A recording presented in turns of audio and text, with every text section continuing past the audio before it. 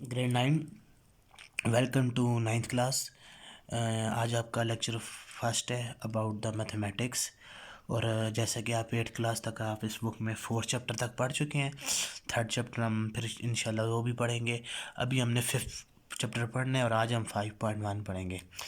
5.1 में सबसे पहले जो आपके पास क्वेश्चन है that is factorise the following expressions.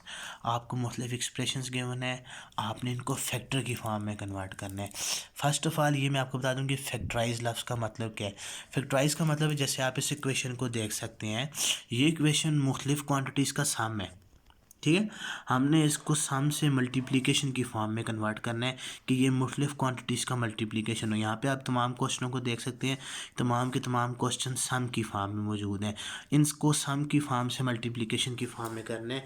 तो without wasting a single moment हम फर्स्ट पार्ट स्टार्ट करते हैं। इसका फर्स्ट पार्ट है 9s3t plus 15s² t³ minus 3s²t।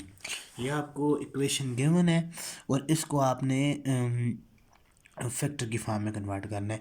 शुरू में आपको मे भी डिफ़िकल्टी हो, लेकिन इंशाल्लाह आपको बाद में ये चीज़ें बहुत इजी लगेंगी। पहले हम नंबर की तरफ जाते हैं। इन तीनों क्वांटिटीज़ में आप देख लो ऐसे नंबर गिवन है जो 3 के टेबल में आते हैं और सबसे छोटा नंबर जो है वो 3 है। तो मैं ऐसे करता हूँ कि मैं एक 3 लिख लेता हूँ।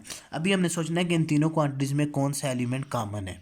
तो उस कॉमन एलिमेंट के लिए मैंने आप देखें 3 को कॉमन ले लिया। s³ s² और s²। तो लोएस्ट जो टर्म है दैट इज़ s² और मैं एक s² भी कॉमन ले लेता हूँ। t³ and t। तो t² सॉरी t²। तो आप यहाँ पे देखते हैं लोएस्ट जो क्वांटिटी है वो t⁻1 है, तो मैं t⁻1 भी कॉमन। ये एक ऐसी क्वांटिटी है जो इन तीनों के अंदर मौजूद है। अब यहाँ पे हम डालेंगे ब्रैकेट और हम देखेंगे कि इनमें क्या क्या चीज़ रह गई है। 9 था, अब 9 कितने ज़ार 3 होता है, 3 ज़ार 9 होता है। तो इसलिए हमने 3 कामन ले लिया और 3 अंदर रह गया। s³ का मतलब है 3 s थे और हमने 2 s कामन ले लिए हैं, तो अंदर एक s बच गया। एक ही t था और हमने वो भी कामन ले लिया। तो इस क्वांटिटी में जो चीज़ बच जाएगी वो हम यहाँ पे लिखेंगे। दूसरा यहाँ पे अब इस क्वांटिटी पे आते हैं, 15 है और हमने यहाँ से 3 कामन लिया है। तो यहाँ पे आप देख सकते हैं इट इज़ ये 3 कितने ज़ार 15 होता है 5 ज़ार। तो अब हम यहाँ पे 5 लिखेंगे, क्योंकि अगर दोबारा आके इसको मल्टीप्लाई करें तो दोबारा 15 हो जाएगा। आपने डिवाइड करके चेक करना है, अगर आपने 15 में से 3 कामन लिए तो 15 डिवाइडेड बाई 3 5। s² था वो हमने बाहर ले लिया, 3 t है एक ले लिया तो t⁻2 बच जाएगी। माइनस साइन अपनी जगह पे, 3 था 3 कामन ले लिया, कोई भी नंबर नहीं बचेगा, या 1 कह सकते हैं क्योंकि 3 डिवाइडेड बाई 3 1 होता है। s² था हम कामन ले चुके हैं, s की बात ख़त्म। t² का मतलब 2 आपके पास टी मौजूद थे, यहाँ पे आपने एक कामन ले लिया है, एक आपके पास मौजूद है। तो आप इस एक्सप्रेशन को देख सकते हैं, it is in the form of product. तो हमने इसको फैक्टराइज कर दिया। तो ये एक स्टेप का आंसर था। अब हम जाते हैं सेकंड पार्ट की तरफ। सेकंड पार्ट है आपके पास 10a² b³ a4 minus 15a³ b² c² plus 30a4 b³ c²। ठीक है, अब यहाँ पे भी 3 क्वांटिटी हैं। सबसे पहले हम नंबर को चॉइस करते हैं 30, 15 और 10। और आप ये देख सकते हैं कि ये तीनों ऐसे नंबर हैं जो 5 के टेबल में आते हैं। 10 भी हो सकता था लेकिन 15 10 के टेबल में नहीं आता, इसलिए हमने जो नंबर लोएस्ट नंबर है जो इनका कॉमन एलिमेंट है that is 5। a² a³ a4। तो a² is the smallest value. और अब यहाँ पे आप देख लो कि b³ b² b³। तो b² is the smallest value which is common in all the terms. और यहाँ पे आपके पास sorry it is c4 c² and c²। तो c² is the smallest power of c that is common in all 3 elements. अब हमने वो term को क्रिएट किया जो कि कॉमन इन सब में मौजूद है। अब हम ब्रैकेट डालेंगे और देखेंगे इन सब में से अब क्या बच गया है। 10 डिवाइडेड बाई 5 2, a² ख़त्म। a³ था और b² हमने काम b³ था और b² कॉमन लिए, तो एक b बच जाएगा c4 और हमने c² कॉमन लिया है, एक c² बच जाएगा माइनस 15 डिवाइडेड बाई 5 3। a³ है, यहाँ से अब हम a² कॉमन ले चुके हैं तो एक a बच गया, b² as it is common, c² as it is common, कुछ भी बाकी नहीं बचेगा। 30 divided by 5 it is 6। A4 में से A स्क्वायर कामन ले चुके, it is A square. B cube में से B स्क्वायर कामन ले चुके, इट इज़ B, और C स्क्वायर कामन ले चुके। अब आप यहाँ पे देखो इस क्वांटिटी और ये इस क्वांटिटी का प्रोडक्ट है, तो ये फैक्टराइज हो चुका है और इससे ज़्यादा ये फैक्टराइज नहीं हो सकता। अब हम थर्ड पार्ट की तरफ जाते हैं। यहाँ पे आप देखो क्वेश्चन है AX minus A minus X plus 1। Okay, अब यहाँ पे आप देखो चार क्वांटिटी हैं और कोई भी ऐसी टर्म नहीं है जो चारों में कॉमन आती हो। फॉर एग्जांपल A है तो इन दोनों में A नहीं है, इन दोनों में X है और इन दोनों में X नहीं है। तो हम ऐसे करेंगे कि टू क्वांटिटीज़ और टू क्वांटिटीज़ का पेयर बना लेंगे। इन टू क्वांटिटीज़ को इसको आप फिलहाल भूल जाओ, आप इन दो क्वांटिटीज़ में चेक करो कि क्या चीज़ है कि जो दोनों में कॉमन आती है। तो ऑब्वियसली आपको नज़र आ रहा है दोनों में A मौजूद है, यहाँ पे सिर्फ X बच जाएगा, यहाँ पे कुछ भी नहीं बचा। जब कुछ भी नहीं बचा A डिवाइडेड बाई A 1, तो हम यहाँ पे 1 लिखेंगे। ठीक है, यहाँ पे माइनस साइन, जब जरा माइनस साइन आ गया तो आपने -1 माइनस कॉमन लेना ही लेना है। ठीक है, और माइनस कॉमन लेने की वजह से अंदर वाली ब्रैकेट में साइन चेंज हो जाएंगे, वो मैं बताता हूँ कैसे।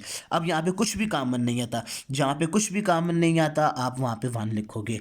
तो कुछ भी कॉमन लिया X एज इट इज़ अब जब हमने माइनस कॉमन लिया अंदर वाली क्वांटिटीज़ के साइन चेंज हो जाएंगे, लाइक इट इज़ प्लस तो ये माइनस हो जाएगा, और कुछ भी कॉमन लिया तो 1 एज इट इज़ आ जाए।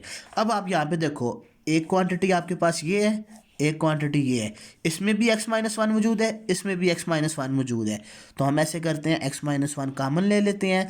तो इस क्वांटिटी में से x-1 कामन ले लिया, सिर्फ a बच गया। इस क्वांटिटी में से x-1 कामन ले लिया, सिर्फ -1 बच गया। आप रफ वर्क में इन दोनों ब्रैकेट्स को दोबारा मल्टीप्लाई करके भी चेक कर सकते हो, तो आपको यही आंसर वापस मिलेगा। तो इस एक्सप्रेशन में आप देखो ये तमाम क्वांटिटी सम की फॉर्म में गिवन थी, यहाँ पे हमने इनको प्रोडक्ट की फॉर्म में कन्वर्ट कर दिया। This is called factorisation. तो तमाम इस पूरे 5th चैप्टर में हम यही काम करेंगे, जो सम की फॉर्म में क्वेश्चन है उनको हम कन्वर्ट करेंगे प्रोडक्ट की फॉर्म में। नेक्स्ट आप यहाँ पे देखो कोशिश करेंगे कम से कम टाइम में हम ज़्यादा से ज़्यादा क्वेश्चन को सॉल्व कर सकें। x² -2y³ -2xy² plus xy। Okay, आप इन क्वेश्चनों में आप देखो कि हम ऐसे करते हैं कि एक तो चीज़ है कि चारों में कोई चीज़ कॉमन नहीं है, कि अगर इसमें x² है तो इसमें y नहीं, x नहीं है, इसमें y है तो इसमें x नहीं है, तो चारों में कोई कॉमन नहीं है, तो हम पेयरिंग करते हैं। पेयरिंग हम अपनी आसानी के लिए ऐसे कर लेते हैं कि जो उनके साथ 2 है उनको अलग कर देते हैं, और जिनके साथ जो नंबर 1 है तो हम उनको अलग कर देते हैं। खाली अरेंजमेंट चेंज करनी है हमने। x² प्लस xy, इन दोनों को पहले और फिर दूसरे नंबर पे इसको लिख दिया है, और फिर हम 2xy² -2y³। हमने खाली अरेंजमेंट चेंज किया, अभी कुछ कॉमन नहीं लिया।